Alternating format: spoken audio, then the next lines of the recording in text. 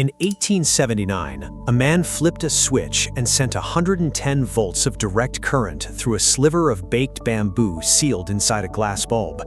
He was trying to perfect the incandescent light, but without knowing it, he accidentally synthesized turbostratic graphene, a two-dimensional wonder material that wouldn't be officially discovered by modern physics for another 125 years.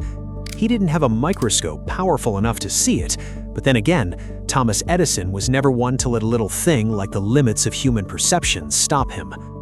That accidental miracle is the first thing the legend gets wrong. I am going to show you how much of the Edison story is myth and the price his own lab paid for the parts that were true. The legend never mentions how Edison's first invention died.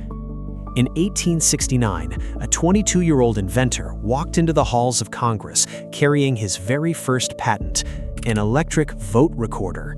The machine was brilliant. It used electrical circuits to instantly tally votes, replacing the agonizingly slow process of manual roll calls. Edison presented it to lawmakers, expecting a hero's welcome. Instead, they vehemently rejected it.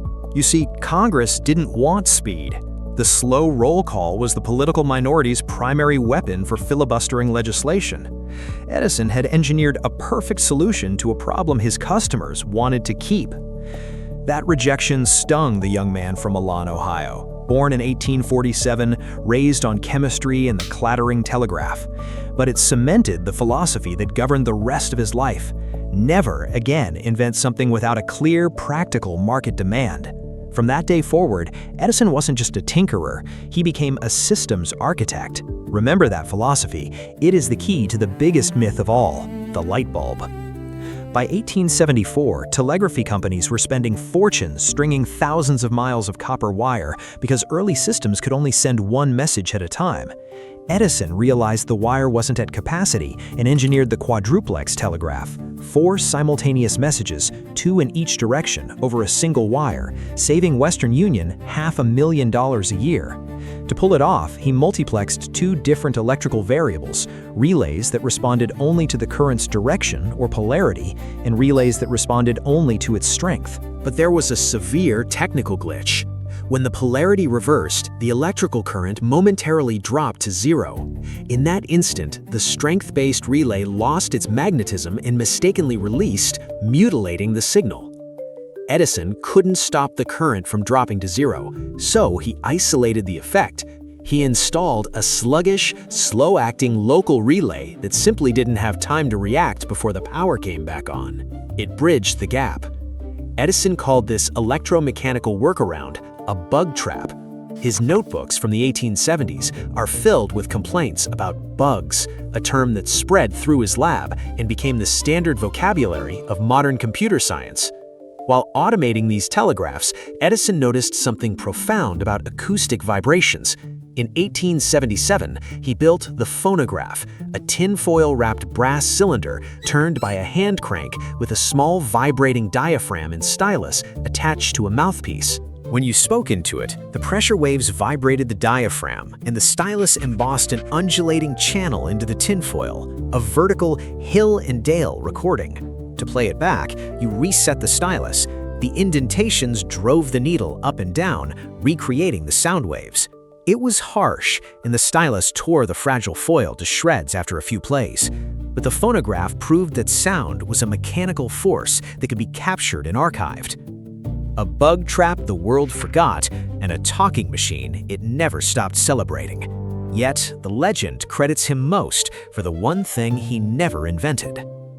A common myth is that Edison invented the light bulb. He didn't. Scientists had been making wires glow for decades. The actual engineering problem was creating a bulb that was durable, efficient, and cheap enough for a citywide grid.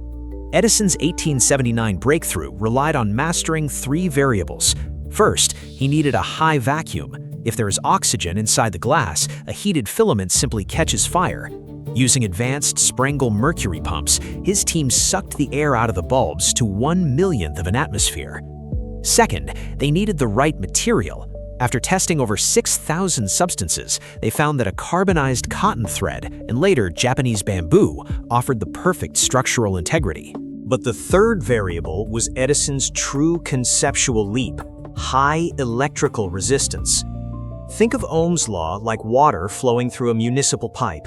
If you make a specific section of that pipe extremely narrow, giving it high resistance, you need far less water volume or current to maintain high pressure, and the friction generated by the water squeezing through that restriction is intense. By engineering a carbon filament with exceptionally high electrical resistance, the bulb required very little current to generate glowing heat. This was the key to everything. Low current meant the city's distribution wires could be made of much thinner, vastly cheaper copper. High resistance is what made the electrical grid economically possible. And here is where history gets weird. Modern scientists use a technique called flash joule heating to create graphene, pushing high voltage through carbon to heating above 2000 degrees Celsius.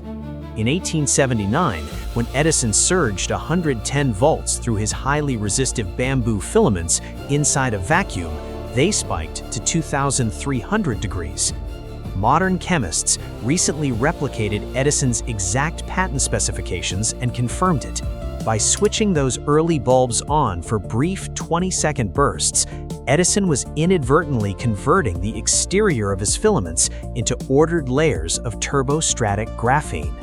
With the bulb perfected, Edison needed to power it. In September 1882, he opened the Pearl Street Station in Lower Manhattan, the nation's first commercial central power plant.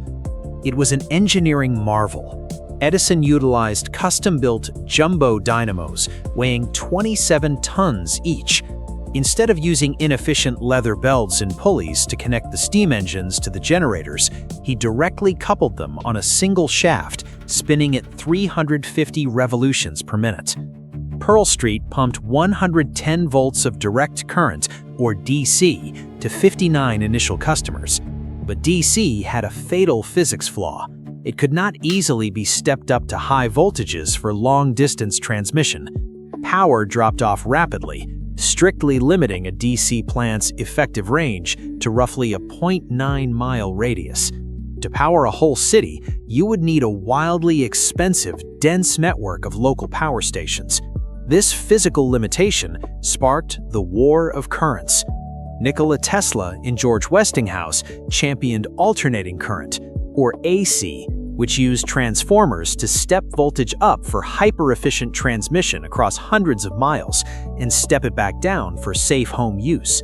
AC was undeniably superior for a massive grid. Because this era is so heavily dramatized, two massive myths need to be dragged into the light. First, the execution of Topsy, the elephant. The internet loves to claim Edison maliciously electrocuted an elephant to prove AC power was dangerous and ruin Westinghouse. This is entirely false. The War of the Currents ended in the early 1890s. Topsy was executed a full decade later, in 1903, by her owners at Coney Island after she killed a spectator. Edison wasn't there, didn't organize it, and had nothing to do with it.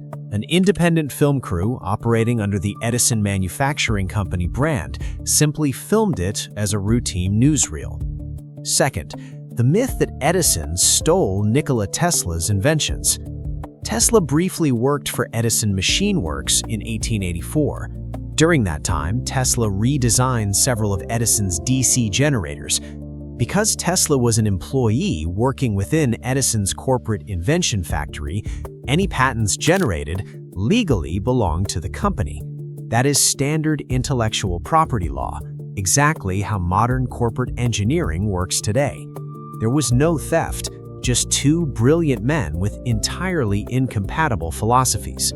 Edison was a pragmatist, obsessed with immediate profitability. Tesla was a theoretical visionary.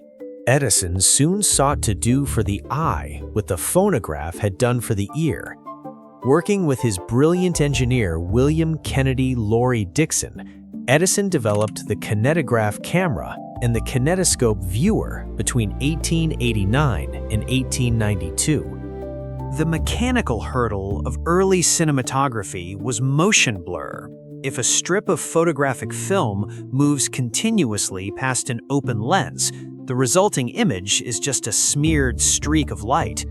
The film must be perfectly stationary for the fraction of a second the shutter opens, then quickly jerk forward to the next frame while the shutter is closed. They solved this using flexible 35mm celluloid film with punched sprocket holes.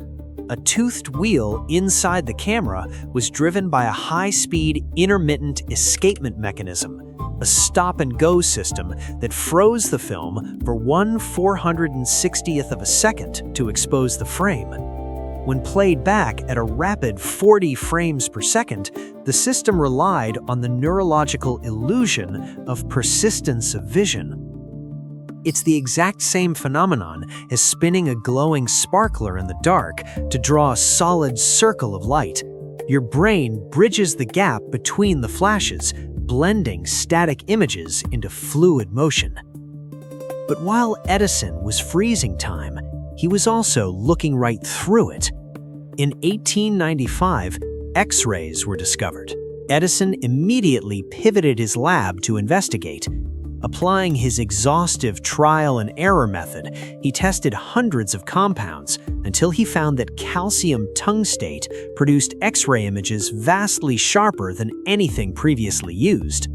In 1896, he developed the commercial fluoroscope, allowing doctors to peer into a patient's internal anatomy in real time.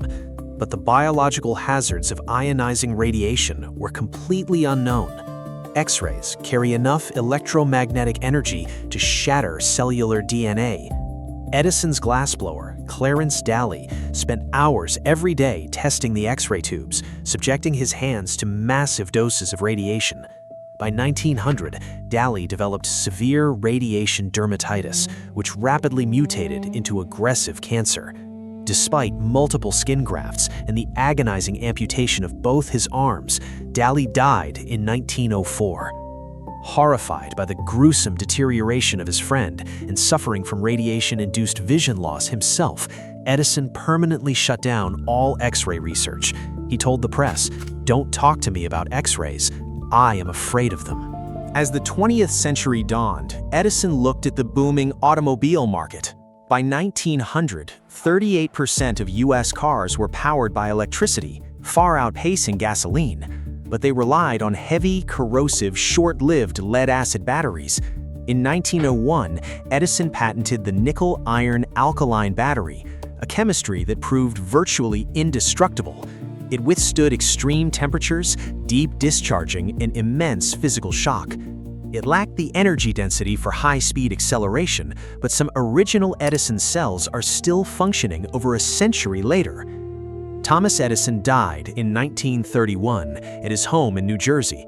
He wasn't a lone genius struck by lightning. He was a man who tested 1,600 different materials just to find one that wouldn't burn up. He famously said, "Genius is 1% inspiration and 99% perspiration." Edison's legacy is the blueprint of modern industrial research. Invention isn't a spark of magic, but a grueling grind. The best proof is still that 1879 switch, a bulb hiding a supermaterial nobody could see. Inside a story everybody only thought they knew. Here is my question. In a world of computer modeling and AI simulations, does Edison's brute force trial and error method still have a place in modern engineering? Or is the era of the perspiration inventor over? Let me know your thoughts down in the comments. If you enjoyed this deep dive, do me a favor and complete the circuit. Hit that like button to send a little current our way, and subscribe to LynxSifts Tech and Science so you never miss a breakthrough. Until next time, keep questioning the world around you.